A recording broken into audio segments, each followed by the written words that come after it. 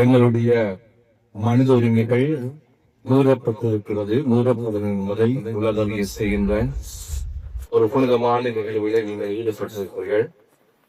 உங்களை நான் மனமாற வாழ்த்துகிறேன். இந்த உலகத்திலே வாழ்வது ஒரு மொழி. எங்களுக்காக, இங்கே மண்ணுக்காக, எங்கள் உரிமைகளுக்காக வாழ வேண்டும் என்பது நம்முடைய உயர்ந்த லட்சியம். அதை எந்த விதத்திலும் மறந்து விடக்கூடாது.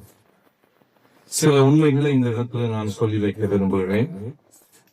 இலங்கையில் இருக்கிற சயின்டிஸ்ட் விஞ்ஞானிகள் தங்களுடைய ஆய்வு மூலம் எந்த இடம் பொருத்தமான இடம் காட்டாரைக்கும் சொல்லி அவர்கள் ஆய்வு செய்து அந்த முடிவுகளை வெளியிட்டிருக்கிறார்கள். முதல் 3 இடங்களும் நெல்நிலத்தை சேர்ந்த இடங்களாக இருக்கிறது. 4வது மன்னால் அதை தொடர்ந்து இங்கு வருகின்ற இடம். இந்த இடத்துல நாங்கள் கேட்கிற கேள்வி, இந்த 3 இடங்கள் இருக்கக்கூடியதாக ஏன் எங்களுடைய தமிழ் பிரதேசங்களை மட்டும் மனித உரிமைகளையும் மீறுகின்ற அளவுக்கு இந்த திட்டத்தை முன்னெடுக்கிறீர்கள் என்று கேட்பதற்கு யாரும் இந்த அரசியலை பதில் சொல்வது?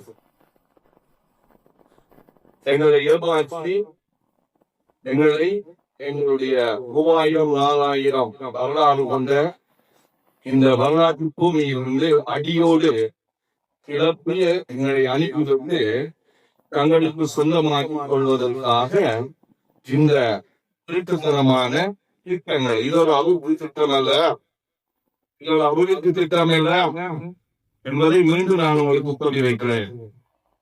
இந்த திட்டங்களை இங்கிருந்து அகற்றிய பின் நீங்கள் அபிவிருத்தி திட்டங்களை கேளுங்கள். இந்த திட்டங்களை போட்டுக்கொண்டு உங்களுக்கு ரோட்டு போட்டு தருவாங்க, பள்ளிக்கூடம் கட்டி தருவாங்க. அதோடு உங்களுடைய அடுத்த சந்ததி இந்த இடத்துல வாழ முடியாத ஒரு துப்பாக்கி நிலைக்கு நீங்க உட்படுத்துவீங்க. அதாவது எங்களுக்கு ரோட்டு வேணாம், எங்களுக்கு எதுவும் வேணாம், நாங்கள் வாழ முடியுங்களா?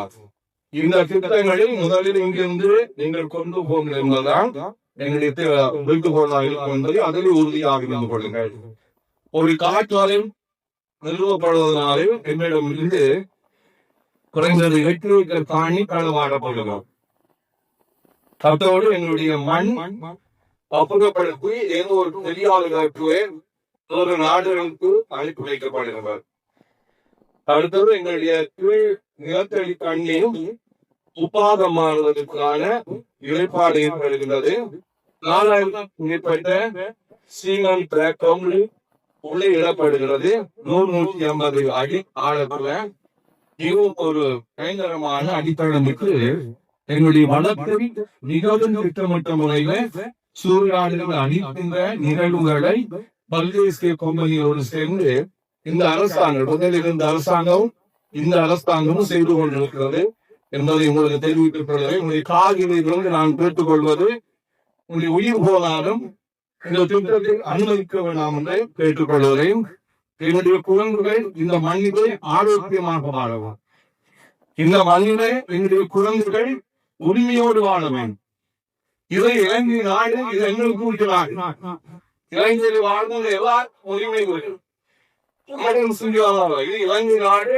இலங்கையில தெற்குல வாழ்க்கை இருக்கிற உரிமையும் வடக்கு வாழ்வதற்கு சமமாக இந்த மண்ணில் வாழ்வதற்கு எங்களுக்கு உரிமை இருக்கு. அது யாரும் கட்டி பதித்து எடுக்க முடியாது. ஆகவே இந்த மண்ணில் ஒரு நீங்கள் ஒப்புக்கொடுக்க வேண்டாம் என்று கேட்டுக்கொள்வது மிகவும் ஒரு திட்டமிட்ட முறையில் உங்களுக்கு ஊடுருவாங்க. உங்களுடைய காணிகளை வாங்குவாங்க.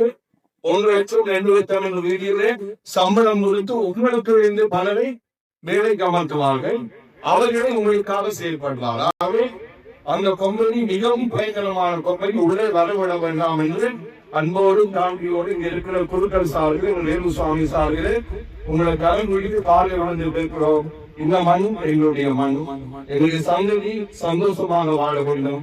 அதற்காக இப்பொழுது நீங்கள் கடைகளை விட்டு இந்த அபிவிருத்தி திட்டங்களை வெளியே அனுப்புவது, அபிவிருத்தி திட்டங்களை திட்டமிட்டு அழிக்கும் திட்டத்தை வெளியே அனுப்ப வேண்டும் என்று கேட்டுக்கொண்டு நாங்கள் வாழும் கடவுளை நம்பிக்கை வைத்து என்னுடைய வாழ்க்கையை நடத்தி சொல்வோம் என்று கேட்டுக்கொண்டு விடைபெறுகிறேன்.